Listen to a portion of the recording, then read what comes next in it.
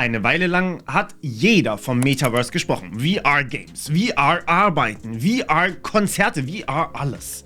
Meta, die treibende Kraft hinter der Entwicklung, hat sogar ihren Namen von Facebook in Meta geändert.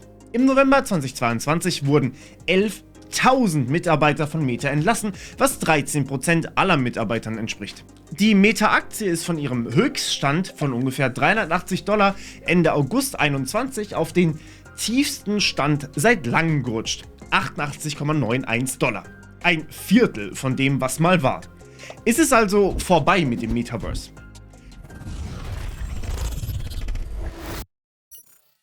Neben Virtual Reality, der vollen Immersion in einer virtuellen Welt, wo alles 3D nachgebaut wird, gibt es ja aber immer noch MR, Mixed Reality, wo man einfach nur die bestehende Realität mit Zusätzen erweitert.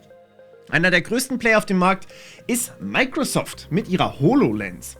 Ein Arzt, der eine komplexe Operation üben kann, die er zum Beispiel noch nie gemacht hat, kein Problem, wird ja alles vor ihm simuliert.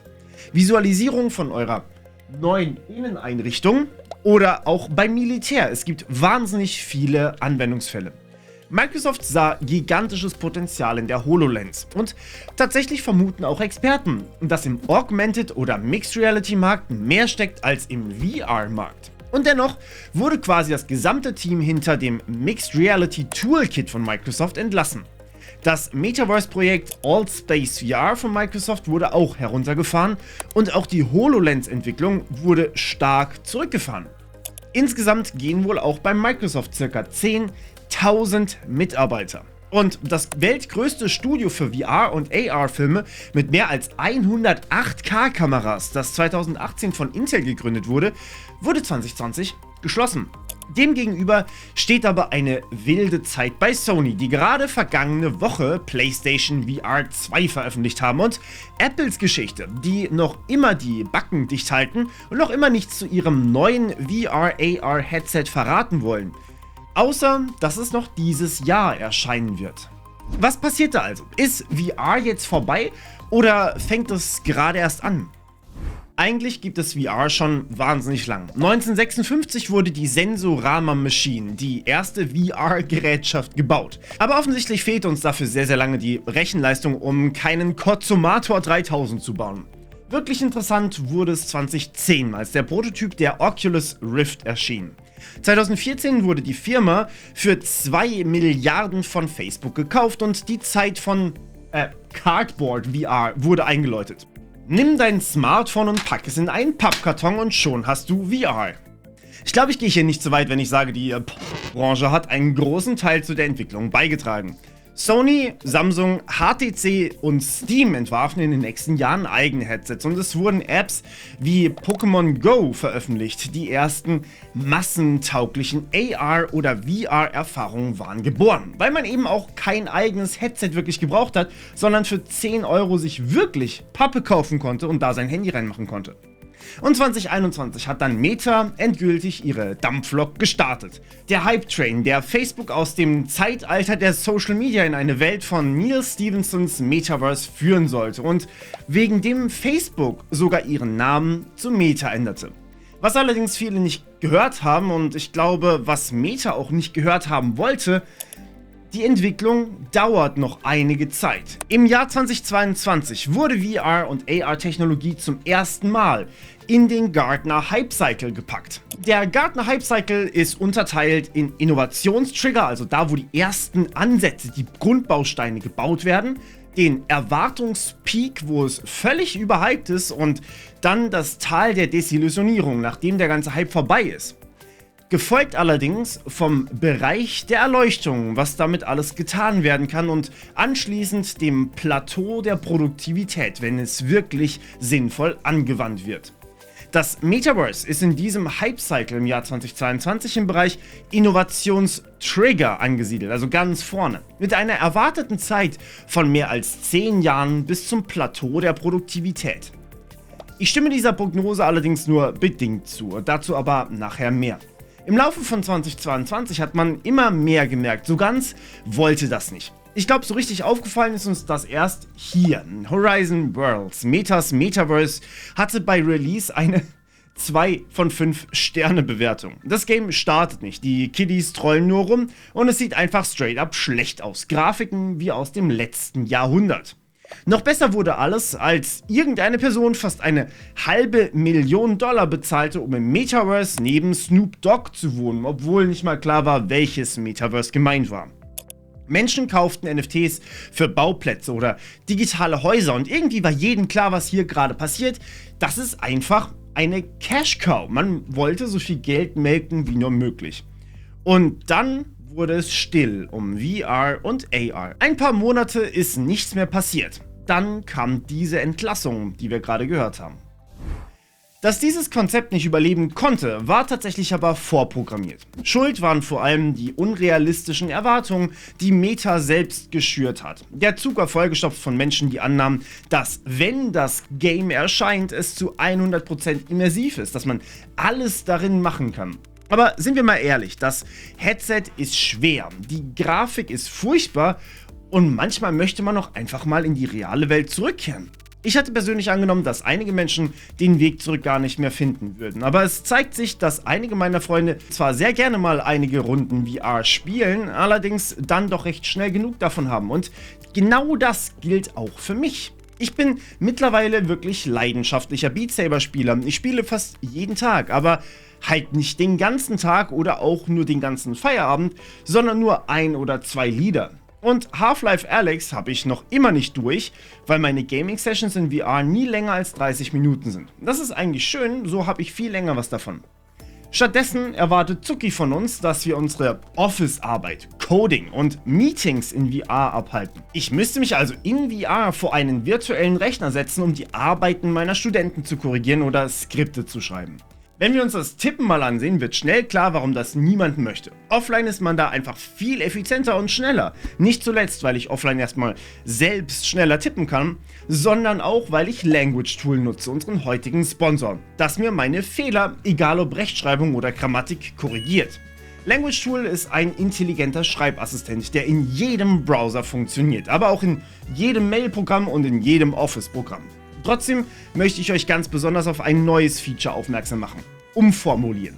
Manchmal, gerade bei gewissen studentischen Hausarbeiten, die ich korrigiere, fallen mir immer wieder gleiche Formulierungen auf. Dafür bietet euch Language Tool die Funktion Umformulieren an. Ich kann also einfach einen Absatz neu schreiben lassen und so in meinen Abschlussarbeiten, Aufsätzen oder E-Mails Varianzen in meiner Wortwahl erzeugen. Und ja, hier kam das Tool zum Einsatz. Man klingt gleich sehr viel professioneller und dadurch auch oft überzeugender. Deswegen schaut am besten direkt mit dem Link in der Beschreibung vorbei und überzeugt euch selbst. Die Basisversion Students könnt ihr auch direkt kostenlos auf der Website ausprobieren, auch völlig ohne Account.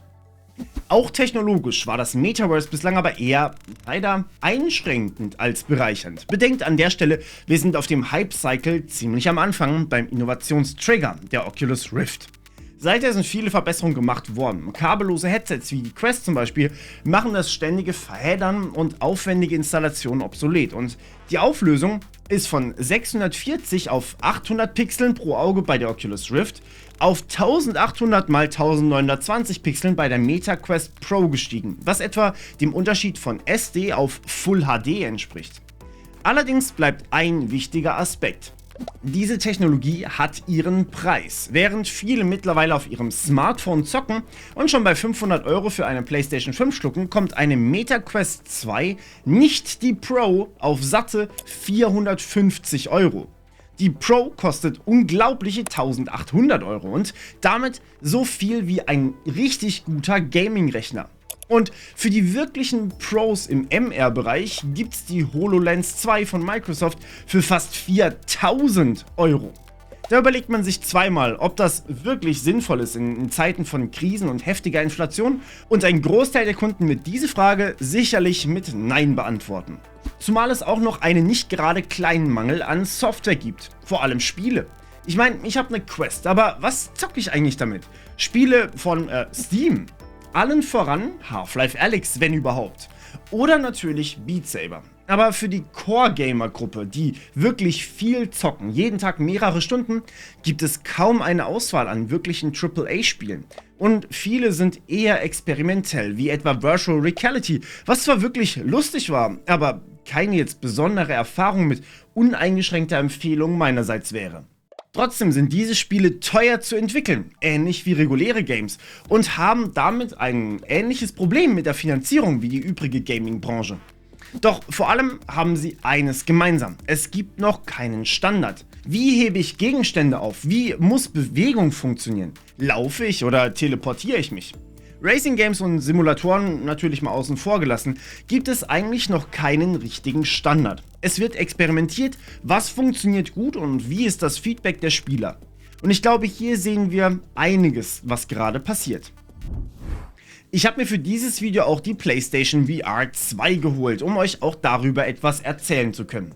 Die Brille, die übrigens teurer ist als die PlayStation selbst, ist kabelgebunden, was mich im Test ein bisschen gestört hat und kommt natürlich mit dem Verkaufsargument schlechthin: Horizon Call of the Mountain. Daneben gibt es noch Games wie Job Simulator, Tetris Effect oder Kayak VR Mirage, die aber in den meisten Fällen auch für Steam und damit häufig deutlich günstiger verfügbar sind. Doch Sony geht einen signifikant anderen Ansatz als Meta. Während Meta alles in VR abhalten wollte, egal ob Office, Konzerte oder Gaming, konzentriert sich Sony vollständig auf Gaming. AAA-Spiele wie Half-Life waren tatsächlich auch für viele das Argument, überhaupt mal eine VR-Erfahrung haben zu wollen, und so geht es mir auch. Ich ziehe die Brille doch nicht auf, um Freunde virtuell zu sehen, das will ich ja explizit face-to-face machen. Dennoch gibt es kaum ein gruseligeres Game für mich als Half-Life Alyx, und ich habe jedes Mal eine großartige Zeit. Und mit Call of the Mountain ist PlayStation auch genau das gelungen: Die Welt von Aloy, die ich wirklich sehr genossen habe, in eine noch immersivere Erfahrung zu verpacken, die dank der PlayStation VR 2 eine gelungene Optik hatte und nicht aussah, als wäre sie aus 1999.